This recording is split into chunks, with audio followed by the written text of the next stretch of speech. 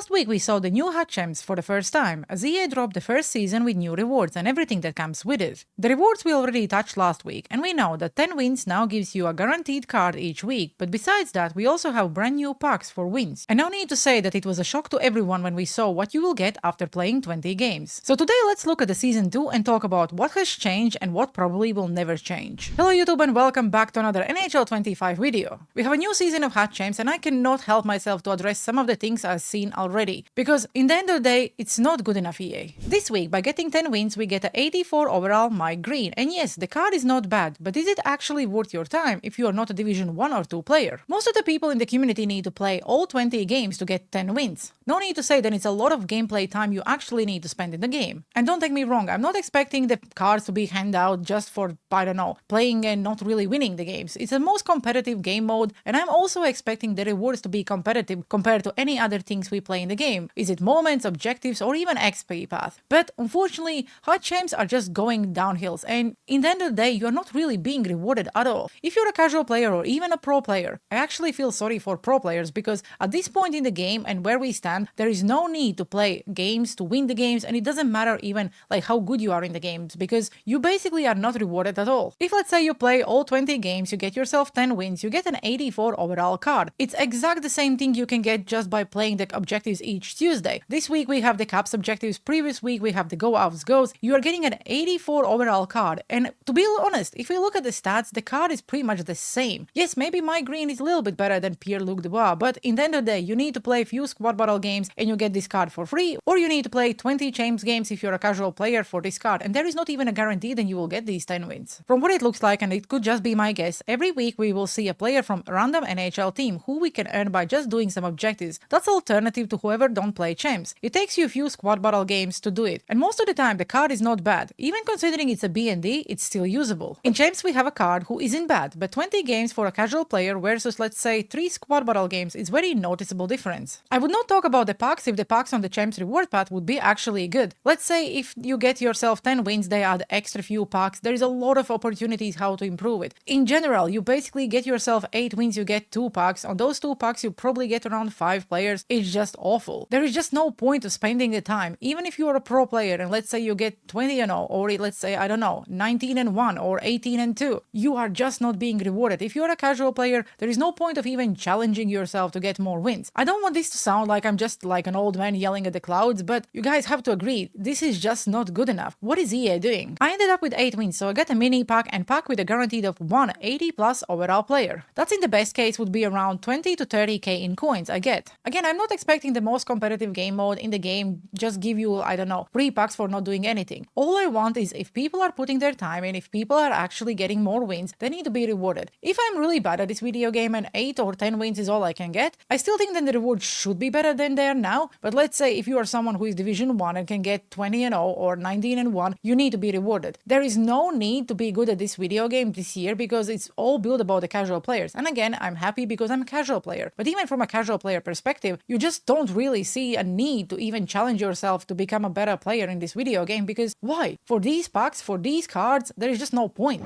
I saw people on X or Twitter talking about their rank 1 rewards and how they get maybe 7 cards in total. And to be honest, it's shocking. How is EA expecting people who like to challenge to want to even play this? One thing EA did change is that now you can earn chams qualification points by playing the game and getting some wins. For example, at 9 wins you can now get 500 hot champion points. At 10 wins you get half of what you need. So unfortunately you still need to play some rivals, but not as many as you did before. If you are good at the game and you end up in top 100, you don't need to play any rivals and you can just automatically qualify for the next weekend. If you stink like I do, then even 15 wins would not give you a guaranteed chams run for the next weekend. Unfortunately, if you want to play chams this weekend, you still need to play rivals and qualify. Probably I will not play the chams because I didn't qualify and I'm like a little bit halfway through there. I think I still need to play around maybe 5-6 rivals games to actually do it. Do I want to play rivals games for these rewards so I can challenge myself in chams? I don't think so. Will I do it? Probably. Other than that, there is really no any changes to the chams compared to the last week. The only difference is that now we are earning hot chams points and we also have a new card. Every single weekend you will get a card. If you get yourself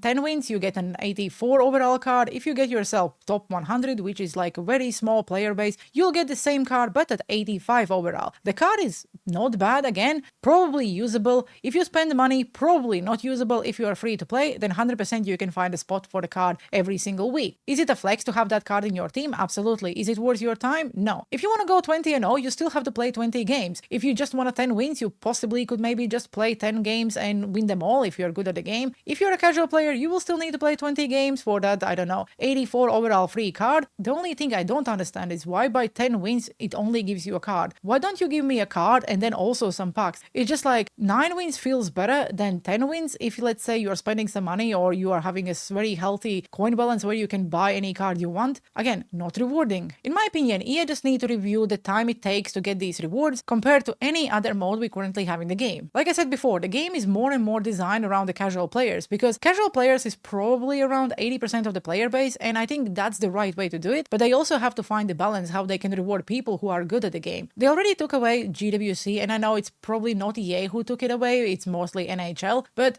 if you're really like a pro player, you don't really have any competition. There is even no points of playing chams because you could easily get the same rewards by just playing moments and completing the objectives in squad battles. Do you think then pro players want to play squad battles? Absolutely not. Do they need to play squad battles? Probably yes, because not everyone have a lot of time to just go and grind rivals to do that. And of course you also don't want to use some lower overall cards in chams because in the end of the day you still want to get those wins because the only thing you have left in the game is basically just like, I don't know, bragging about your division or the record. If you will put some base cards to complete the, I don't know, let's say Washington Capital objectives, you would need to use some silver cards. Would you be able to go 20-0 with the silver cards? I don't think so. Usually I can get myself between 8 and 11 wins and I will pretty much get the same rewards as the, let's say, top 100. Because yes, you do get the, let's say, the 85 overall card, but if you look at how many players you get in the packs, there's really not a lot of difference. And again, I did cover this last week, by the time the chams starts, so I cannot play the chams until Thursday, so it means I'm losing one day. I came back from work on Monday and the chams pretty much ended, so I cannot play it on Monday, I cannot play it on Wednesday, so I only have Thursday, Friday, Saturday and Sunday. It's 4 days I can play 20 games, so if I play 5 games each day, it's not that bad, but in the same time we all have a life, we don't live in this video game, and if I have to focus just in chams while not grinding anything else, and there's a lot of objectives, a lot of moments which don't give you XP, but that's another story. Do I really want to invest my, let's say, 6 hours of gameplay into the chams, or do I just want to go and grind for the free rewards, which sometimes are actually more rewarding and actually better? I was always excited about the chams, and one of my yearly goals in the game was to get one more win than the year before. This year, I'm not sure I even want to play 20 games for the same rewards. I can probably get by completing moments, if not even better rewards by completing objectives. I don't want to sound very negative and then I'm just complaining about the things. I think you can actually improve the chams and the rewards in general, so people actually feel more rewarded. There is a lot of time left in the game cycle, so if EA would just listen to some of the feedback they hear from the community, content creators on Reddit or any other social media, there are so many easy ways how they can improve it. For example, for the cards, overall should be a little bit higher. 10 wins should give you an 85 overall card, when top, let's say, 100 should give you an 87. There is also another option. 10 wins would give you an 84 overall card, where you need to use coins or tokens to upgrade it to the 87, and tokens could be a part of, let's say, chams reward path. Top 100 would get the same card, but it would be already fully maxed out. And if we talk about the packs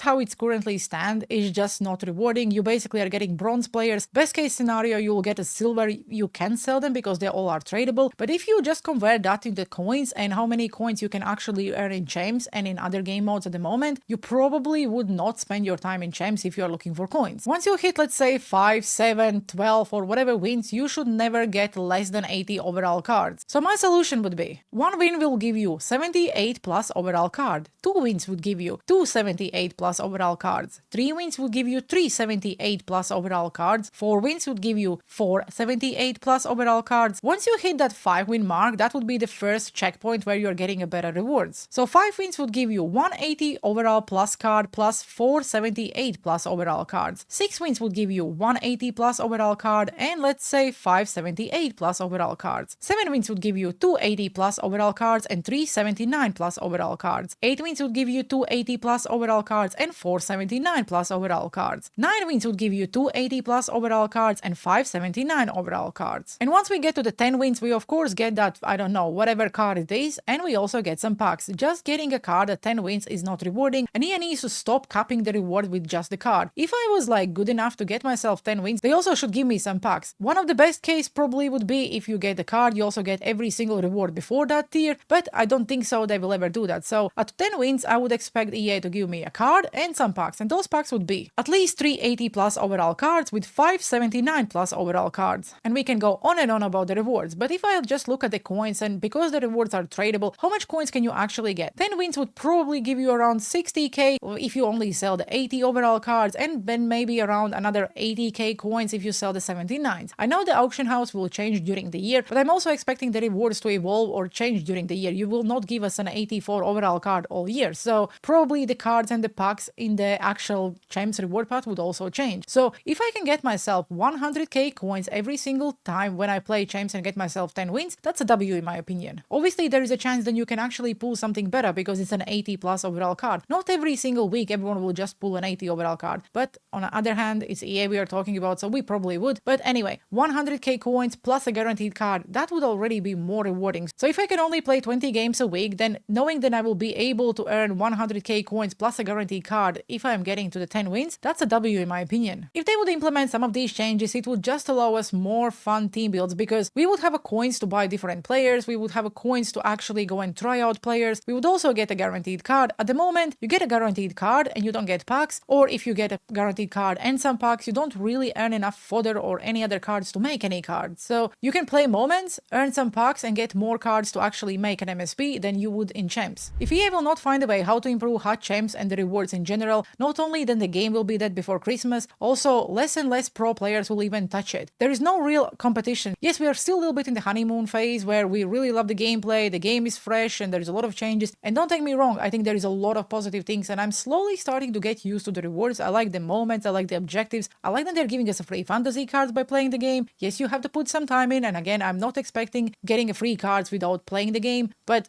if we talk about the hot chams particularly, then it's just a disaster in my opinion. There is no motivation for a casual player like myself to even try to get 10 wins because I could probably just get more packs like I said in other modes. Do I want that card? Absolutely. Do I want to sweat in 20 games to try and get 10 wins? I don't think so. That's the way to go, EA. Okay, that's me done for today. Let me know down in the comment sections below. What do you think about the hot chams in general? If you're a casual player, for example, are you playing hot chams? Are you trying to get those 10 wins? Do you think the rewards are good enough? Or in general, if you could change hot chams, what would you do? I hope you enjoyed today's video, have a good one and see you on the ice.